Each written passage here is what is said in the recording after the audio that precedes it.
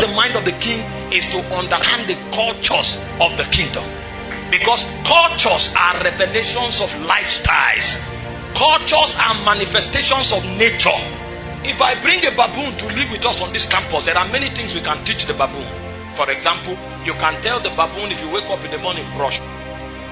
You can tell the baboon to be clothed, and the baboon will be well clothed. In fact, the baboon can even get to a point where it can merge colors and have a very perfect combination.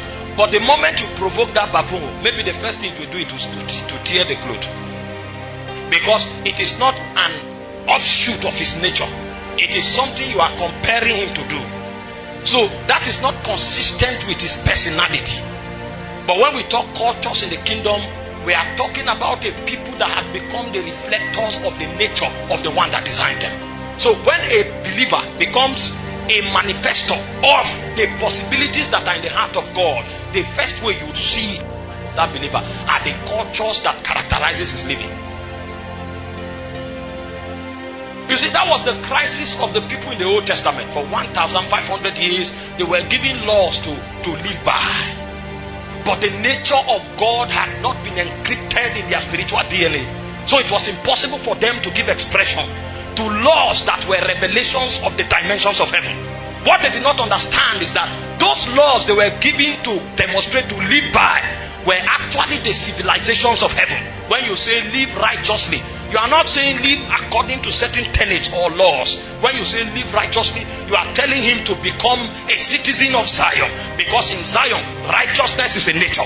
So when you demonstrate righteousness as a culture on earth, it's actually a proof that you are living on earth, but you are no longer a citizen of earth. You have become an ambassador of another world. So when we look at you, we know that you are part of this context, but your reality comes from afar, because those cultures is a revelation that you are not part of us. It's a sign that your life is an effulgence of a possibility that emanates from another dimension. So cultures are parameters that we look at and hold very strongly if we will keep the mind of the king expressed perpetually in our context. The world is losing capacity to demonstrate the will of God because the cultures of heaven are no longer a lifestyle. If you take a look at your life very quickly, you'll be amazed. I told them in VSU when I was teaching a few weeks ago, I said you have many lecturers, over 100 lecturers on your hundreds, teaching us that people carry overs every time. Many are having years. And when I walked on the campus, I did not see any lecturer teaching dress code.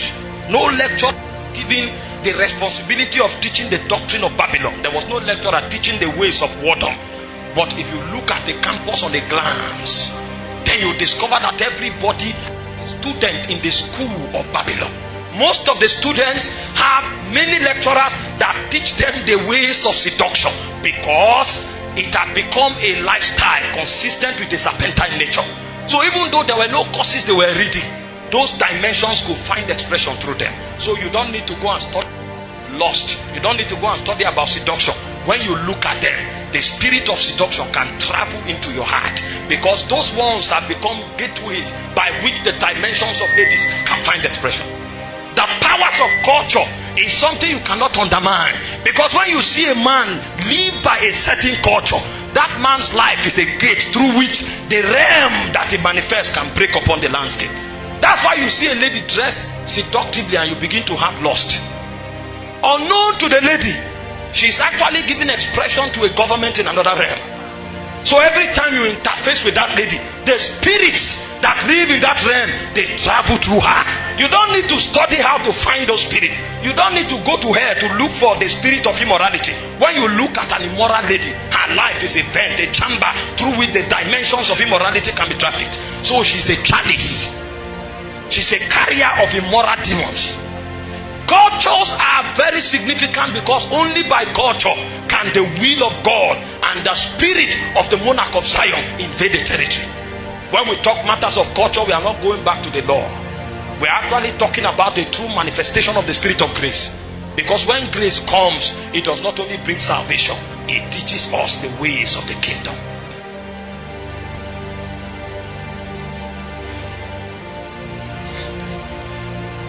There are certain things I want to emphasize. I don't know if you can receive it.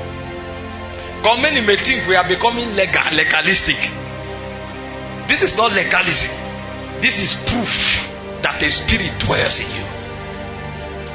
Jesus said that word cometh to me and findeth nothing. How demons and spirits connect to people.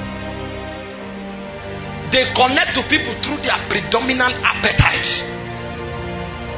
The Bible said we have not received the spirit that is of this world, but we have received the Spirit that is of God.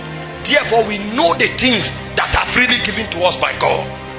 So on the strength of the Spirit of God that is at work in us, it is possible for us to know the dimensions of the Spirit. The ways of God are no longer scarce because there is a Spirit we have received. But he went to 1 John chapter 2 from verse 15. He said, love not the world. He said, they that love the Lord, the love of the Father is not in them. He said, what is in the world? He said, the lust of the eyes, the lust of the flesh, the pride of life. Therefore, those tendencies within, that person is already a carrier of the spirit of this world. If lust finds expression through you, you are what? A carrier of the spirit of this world. You don't need to go far to check. And the proof of it is that all your actions will be controlled and regulated by lust. That's why the guy wants to drive a car, because he wants to make a statement. That's why the guy dresses, because he wants to make a statement. He is powered by lust. So his lifestyle is a reflection of his appetite. And his appetite is a gateway through which a spirit can break into his world. Unknown to him, he is the one changing the energy balance in the system. Because every time you bring a spirit into a territory, you have altered the energy balance. The reason you enter some territory, it is easy for you to fall into immorality is because the energy balance has been lifted. The threshold of immorality is high. So when you were at home, you didn't have lust all the time, but you came on campus and all of a sudden every night you feel like cleaving to somebody. There is a balance. The energy balance has been violated. It's a revelation of appetites and the predominant culture in the system. You get to certain places, it's easy to slap and to kill because violence through their lifestyle have been conducted into that territory so much, so the energy of violence is high. So you come there, the least provocation, you take an action. What you don't know is that the culture of those people have tracked an energy that have altered the balances. That part of culture is something you cannot overemphasize. It's a revelation of the will, the mind of the spirit that rules over the territory. That's why Miles Monroe of blessed memory, he defined the kingdom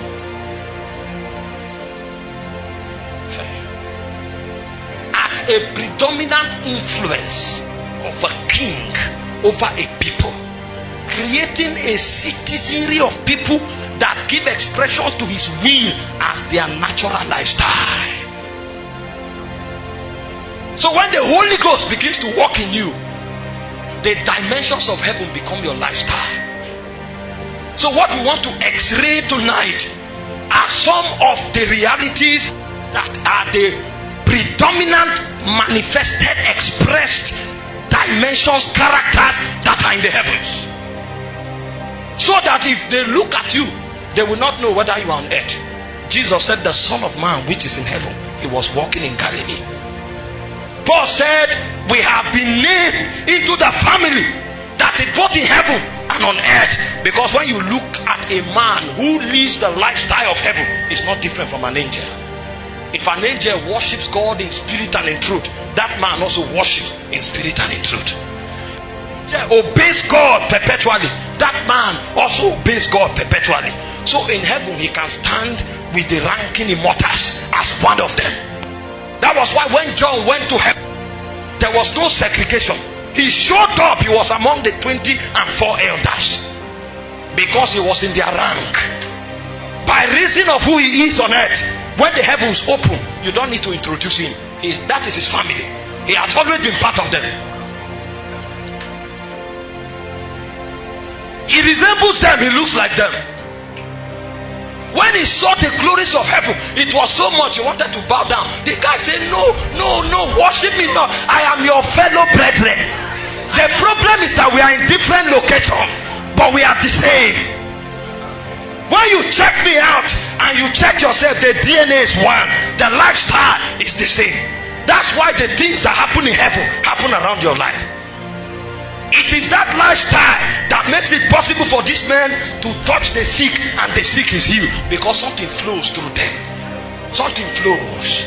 It's not doing try and error. Try to say pray like this or come out, come out. When he shows up, demons leave, because he is an ambassador of a realm.